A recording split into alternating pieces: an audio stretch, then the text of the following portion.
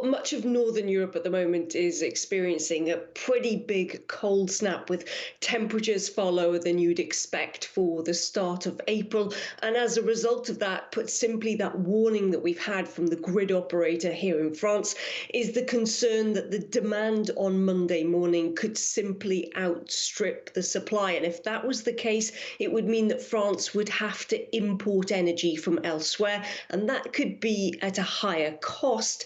Now, Germany's finance minister has gone a bit further, warning that the war in Ukraine could actually make German citizens poorer. And while there's talk about the government potentially cushioning the finances in the short term, that would only be temporary because, he said, the resources are simply limited.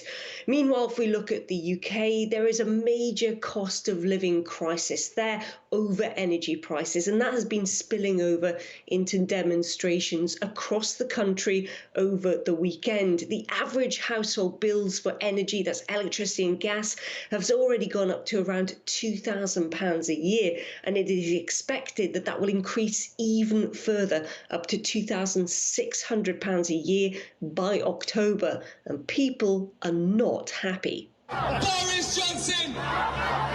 Boris Johnson! Boris Johnson! Boris Johnson! In Spain, too, there is also a major issue. It's grappling with a lack of food. Supermarket shelves are emptying. They're putting in rationing at the moment. And that's mainly due to the fact that lorry drivers are currently striking over the soaring cost of fuel and are not making those deliveries. The government says it's trying to address those shortages, hence why rations have been introduced.